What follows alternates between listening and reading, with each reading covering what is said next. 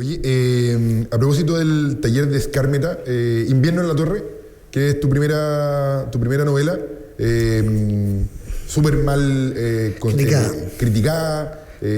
Has comentado en más de una ocasión que de hecho eso te produjo cierto bloqueo. En algún momento, de hecho, un crítico, ¿quién fue? El que te condenó a pasar 5 años y un día sin escribir. Sí, ahora estuve leyendo la crítica y no decía exactamente eso. Eso fue una interpretación como fantasiosa. Pero que él era abogado, era Javier Eduardo Ranal, que era abogado en su tiempo libre, o quizá un crítico en su tiempo libre, no sé cuál de las dos profesiones era la más importante en su caso. ¿Ya?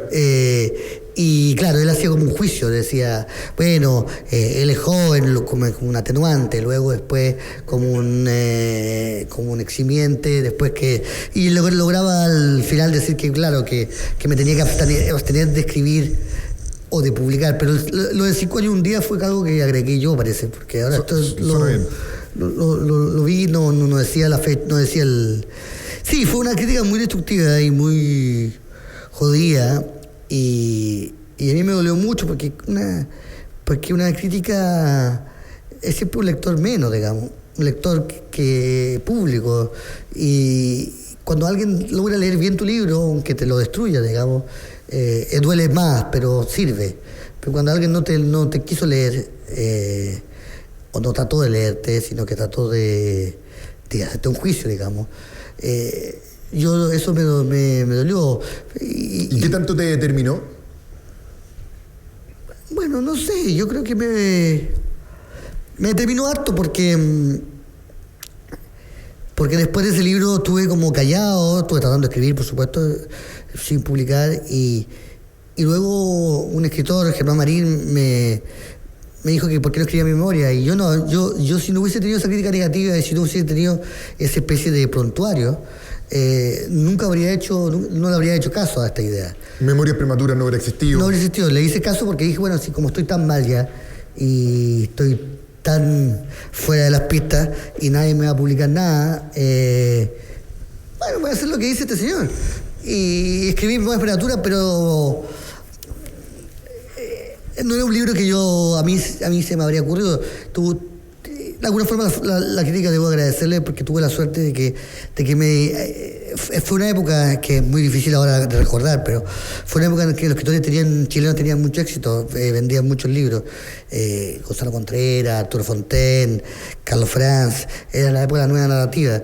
Y yo igual me quería inscribir en este grupo, digamos, era Fuguet. Yo era el más joven de esa camada, bastante más joven.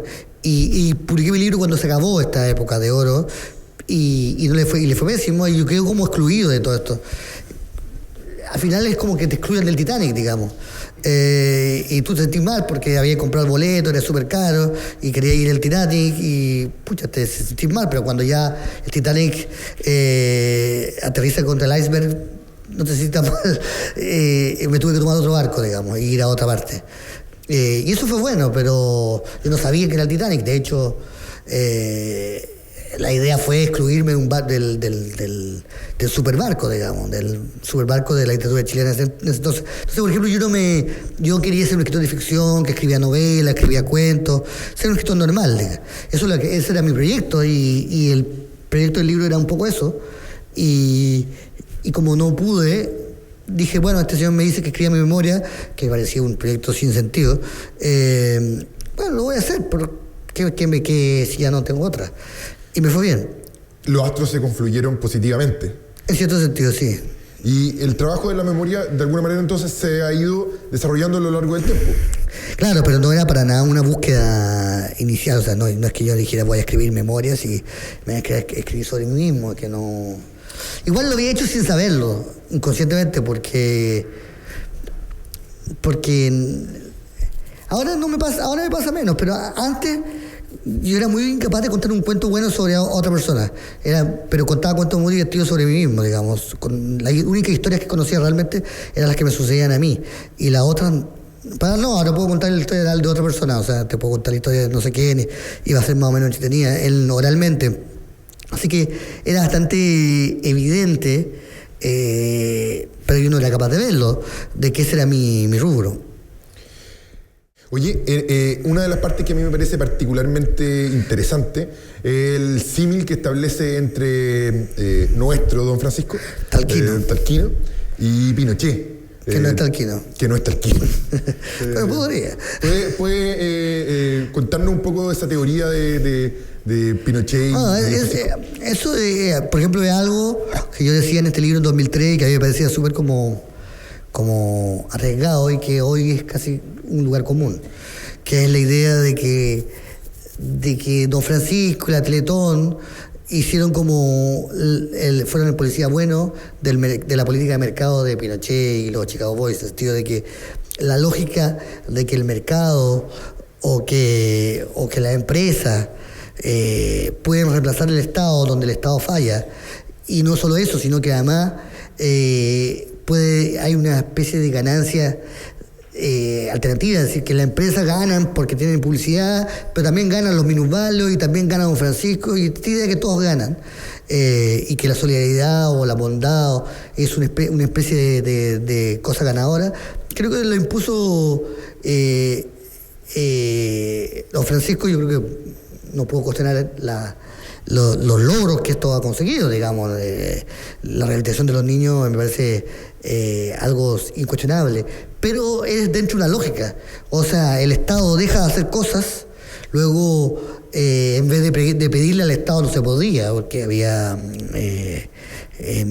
militares que te lo impedían, pero no solo no se podía, sino que don Francisco decía, ¿para qué? El Estado se resta, luego la empresa... Todo esto esto parecía súper arriesgado cuando lo dije, pero teniendo al Chocolo Delano preso justo cuando era presidente de la Fundación Teletón, queda más claro echarle agua, digamos.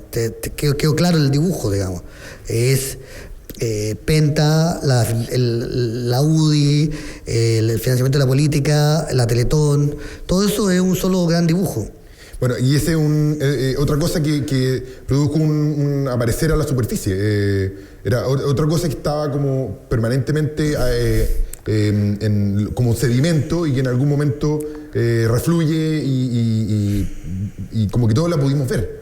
Claro, ahora yo creo que hay que pasar ya del grado de ver y de repetir lo evidente a otra cosa, porque yo ya estoy como empezando a cansarme del discurso de ¿viste? Bueno, si yo lo he visto toda la vida, además ni siquiera está tan escondido, digamos.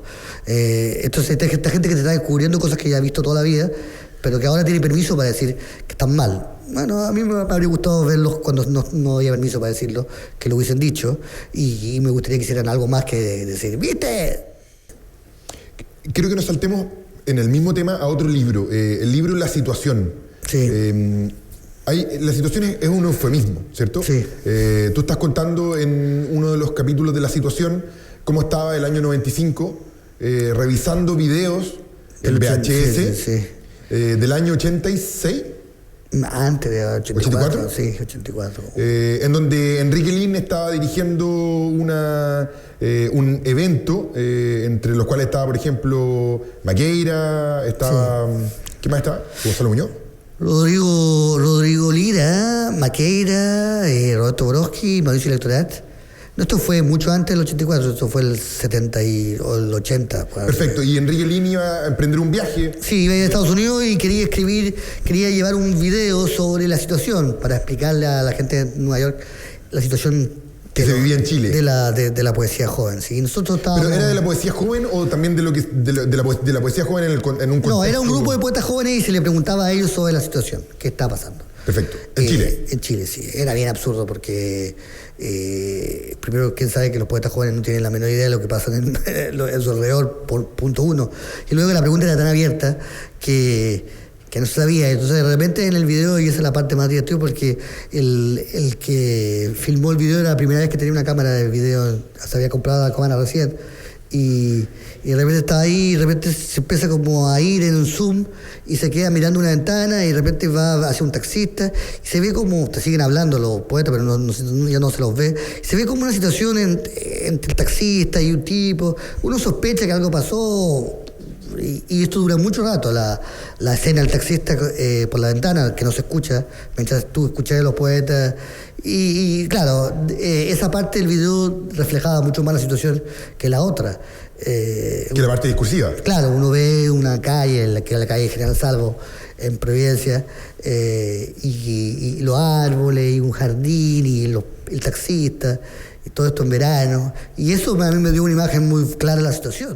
Oye, pasa que hace tiempo siento que hablan muy en serio, pero todavía hay algunos que te consideran como chistoso. De hecho, en Wikipedia, debajo de tu avatar, aparece abajo escritor, humorista. Sí. Bueno, ¿qué onda eso? Eso me ha pasado muchas veces, y fíjate que me ha pasado muchas veces que cuando me contratan de columnista en algún lugar me dicen, bueno, escríbete una columna humorística o divertida o chistosa sobre tal o tal tema.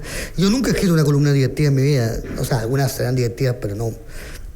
Tampoco tú has leído algunos libros míos, ninguno de mis libros es chistoso. Siento que hablan muy en serio. Sí, no son nunca chistosos. Pero eso que hacía en ¿Placeta? Placeta, y también lo hacía a veces, antes de Placeta yo escribía chistes, es decir, chistes, digamos. ¿Escribías chistes? Sí. A ver, ¿cómo era eso, cómo escribir chistes? No, es que no te como podía guiones, hacer... como guiones sí, para no comediantes. Sí, no, para los tops, para Hawaiiu, para... Escribía chistes. A ver, ¿podemos detenernos un poco en eso? ¿Cómo para ti fue como el proceso de construcción de un chiste? No, sí, no lo puede ser ahora mismo, pero es bastante fácil, digamos, es como...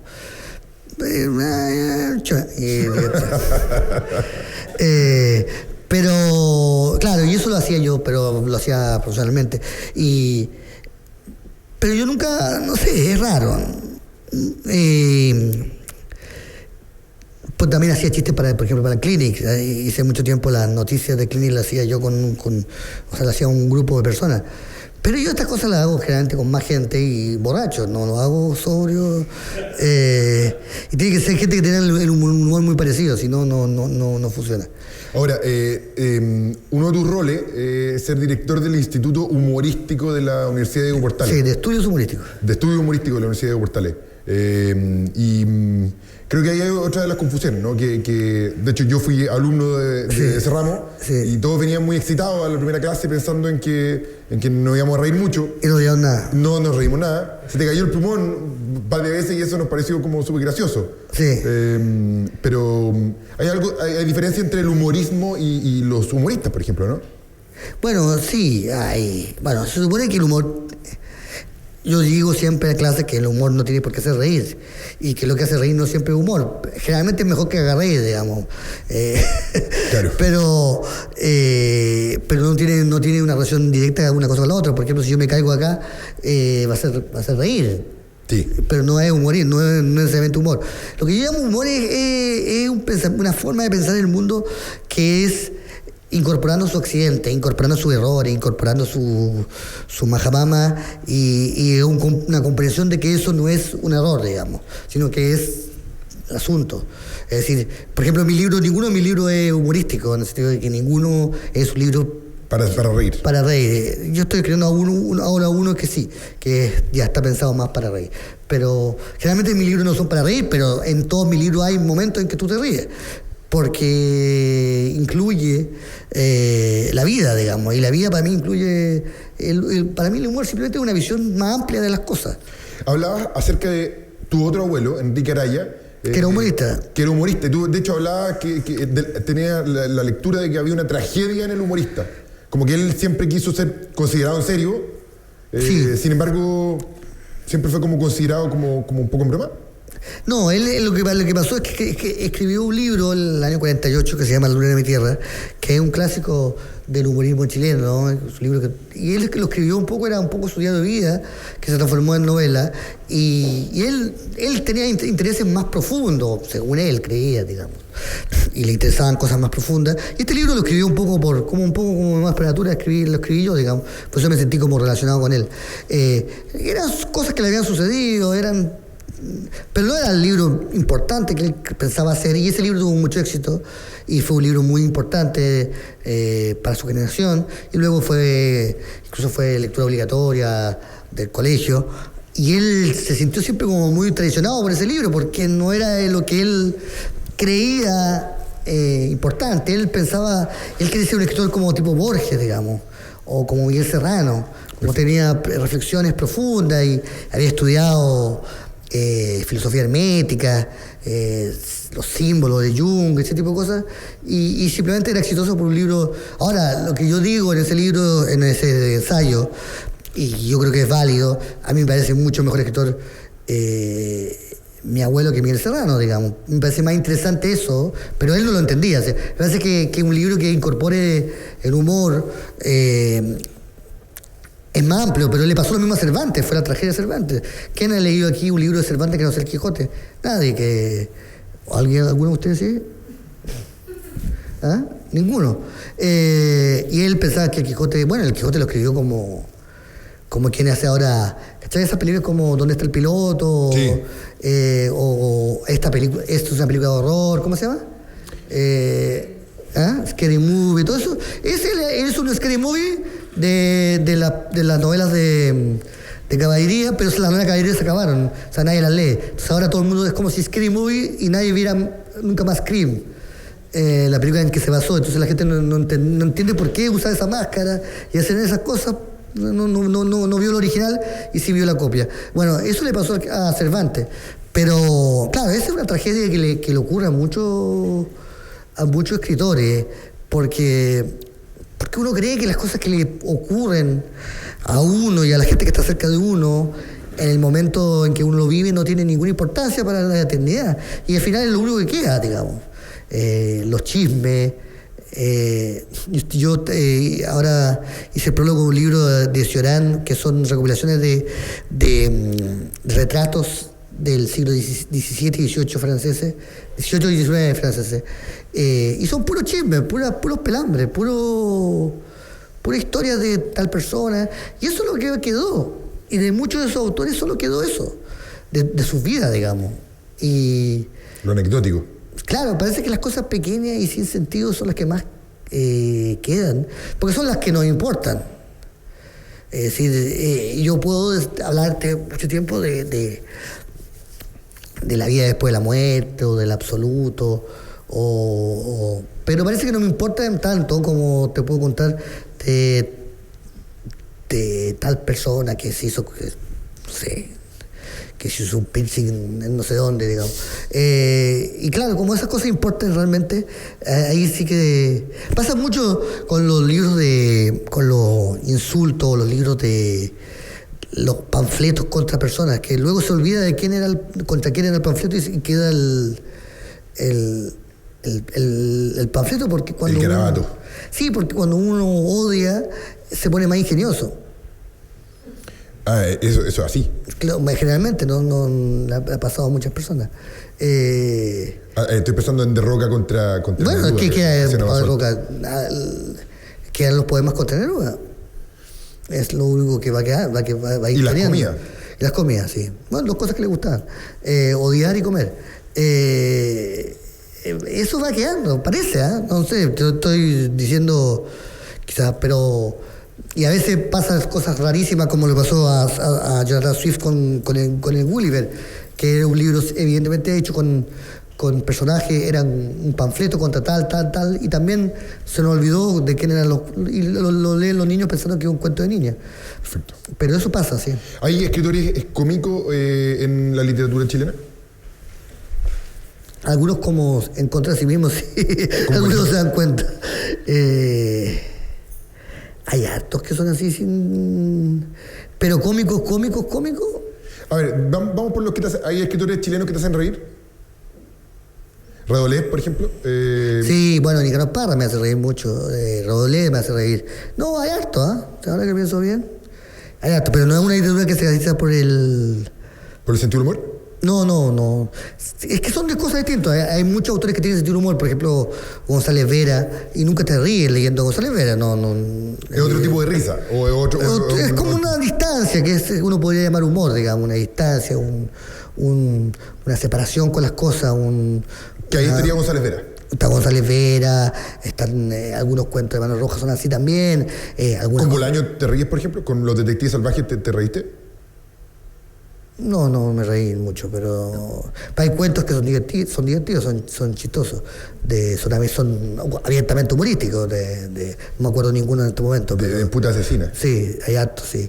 Y hay momentos de risa también te diría que justamente lo único que me hace falta en Detective Salvaje es eso, porque me parece que los personajes son bastante ridículos en general, y yo creo que Bolaño también lo encontraba ridículo, pero igual yo creo que igual se estaba muriendo y no iba a estar perdiendo más tiempo, y igual necesitaba lectores, y yo creo que de alguna forma fue una concesión que hizo el tomar en serio algunos personajes de su libro que no son tomables en serio.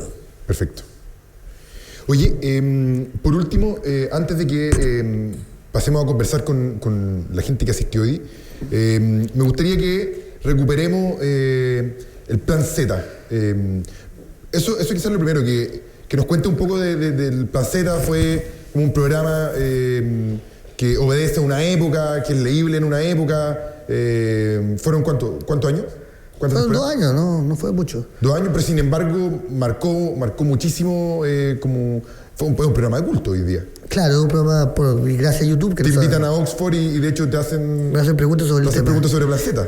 Sí, bueno, lo que pasa es que fue un programa que fue el 97 y 98. No, sí, 97 y 98. 96 fue Gato por Liebre, era un programa que hacíamos en verano. Nosotros hacíamos otro programa en invierno, que era Gato por Liebre, y en verano hacíamos ese programa, porque el canal básicamente no nos quería pagar vacaciones de 2 meses. Obvio. Entonces quería estrujarnos, y entonces nosotros, como que ellos nos querían estrujar, nosotros también pensamos en hacer algo que fuera fácil para nosotros, y inventamos este programa, y se dio una confluencia que se da muy pocas veces en la vida. Me di cuenta, en esa época pensaba que se daba muchas veces en la vida, entonces no me importó. Pero después ahora me di cuenta que se da tan pocas veces en la vida que hay que aprovecharlo, que es tener 4 personas o 5 personas con el mismo sentido del humor, un humor muy parecido, en que uno empieza un chiste o empieza un cuento y el otro lo complementa y le da vuelta y se ríe. Eso yo pensé que me iba a pasar muchas veces más, entonces no me preocupé. Y lo hicimos y funcionó. Luego, muchas veces más he encontrado como alguien que tiene ese sentido de humor, otro, pero no 4 juntos. Y ese programa resultó por también el contexto del año 96, 97, de los 90. ¿Resultaría, por ejemplo, hoy en día? Sería totalmente distinto, haría otro chiste. Pero resultaría, hay cosas que... ¿Es posible reírse de la...? ¿Tú tomas la risa y las cosas que están pasando hoy? Es que lo que pasa es que lo que es difícil es que hay como un contingente de gente como buena onda, o como uno, digamos, aparentemente, gente como fan de Plan Z, que si uno hiciera chistes como Plan Z se ofendería muchísimo, digamos. Era bien fácil antes porque los enemigos eran el Porvenir de Chile, los Opus Dei, pero ahora es más difícil si tu enemigo es la Fundación Iguales, el Club de Defensa del Póker o Daniel Matamala, digamos. Esos serían los enemigos que tendríamos hoy, no los enemigos, serían los que se sentirían ofendidos. A la larga... ¿Serían las susceptibilidades que pasarían? Yo creo que hay muchísimo más que... ¿Es un país más susceptible? No, que hay gente joven susceptible, digamos. Antes no había, antes eran unos ancianos y pucha, eran gente eran carcamales, digamos. Pero ahora sí, ahora tendríamos gente como buena onda, o supuestamente buena onda, ofendido, porque... claro, pero eso sería la única diferencia. Ahora quizás lo que pasa también es que esos carcamales tenían 40 años y nosotros teníamos 26. Hoy...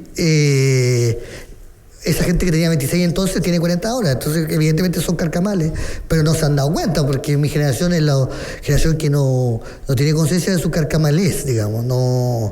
Mi generación no tiene ninguna conciencia de que quizás ha envejecido y que son hoy en día los censores y los censuradores. Pero son censores feministas, buena onda, pero son censores iguales. Cualquier persona a los 40 años se transforma en un viejo de mierda, si era un viejo, pero eso no tenía que ver con la ideología de ellos, porque puede ser que la ideología sea súper buena, pero a los 40 años te transformas en un viejo de mierda y eso es... entonces... Eso es ley. Entonces, si tú veis por tu marihuanero cuando joven y seguiste marihuanero a los 40 años, te podías transformar en un viejo mierda marihuanero igual, porque la marihuana no te asegura ser o la buena onda o el rock, digamos. O sea, no te asegura no ser un viejo mierda, simplemente te transformas en un viejo mierda rockero. Y que también puede ser, digamos. Eran bien rockeros en todo caso, a propósito de los programas de Placera, ¿no? Bueno, porque depende de quién, porque Álvaro Díaz y yo éramos como fanáticos del rock y teníamos gustos rockeros muy... pero Ángel y Pedro no. Pero me refiero a rockero en todo sentido, el gesto, de la actitud, sí, de la actitud disruptiva, de lo al límite que estaba la bueno, talla, o sea, de hecho, de lo pasado del límite que estaban algunas tallas, ¿no? Sí, pero que lo que pasa es que nosotros estábamos muy influidos por algo que hoy en día no se comprende nada, que era la Argentina de finales de los 80. Que cuando se acabó los militares en Argentina, hubo un movimiento muy fuerte y una juventud muy fuerte que uno podía simbolizar en la Radio Rock and Pop de Buenos Aires, y que tenía Pergolini y una serie de personajes, y también Sumo, y Charly García y la revista Cerro IPS, y todo eso era súper influente en nuestra cabeza, pero no tenía ninguna cabida en los medios oficiales chilenos. O sea, no había otro como ustedes. No había escuela. No había permiso, pero sí nosotros, y no solo nosotros, sino que mucha gente estaba influida por eso. Y eso era bien fuerte y eso era bien rockero, digamos. ¿Y qué otras cosas entonces como Planceta se produjeron que estaban en ese arco de influencia, en ese marco? Bueno, estaba un poco en la zona de contacto, un poco en la radio Rock and Pop, en la revista Rock and Pop, había como... Y después el Clinic también fue como totalmente influido por eso, era la onda como esa, Argentina y todo. Igual ahora yo lo miro con harta distancia, porque igual esa onda argentina rolinguera creó cosas muy, muy buenas y creó cosas muy malas. ¿Cómo envejeció? Mal, pésimo, se transformó en cosas que no creen nada, y todo son mentiras, y todo son imbéciles, y todo es invento. Y todo se transformó en una cosa como medio informaloide que tienen los argentinos hoy, que a mí me aburre un poco. Pero en esa época para nosotros eran como... Una referencia. Sí, o sea... Una cabeza. Oye, ¿les parece si proyectamos uno de estos sketches del Planceta como para comentarlo y después pasar a la conversación? Mapuches millonarios.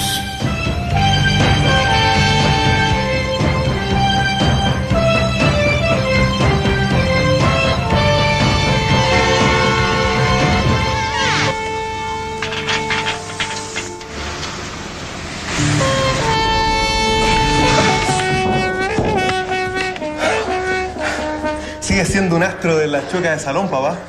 Bueno, lo que se aprende en Tolten no se olvida nunca. Quería hablar de tu hermana. Me preocupa. Ella es muy ambiciosa. Creo que mira con malos ojos tu fortuna. Ser cacique en el mundo de hoy es una tarea cada día más difícil. Espero que sepas tomar eso en cuenta cuando te toque a ti ser el lonco. ¿A quién le heredarás Wenchumay Incorporation? Eso ni yo lo sé. Ven aquí, Galvarino. Papá, mamá, les presento a mi novia. ¿Es mapuche?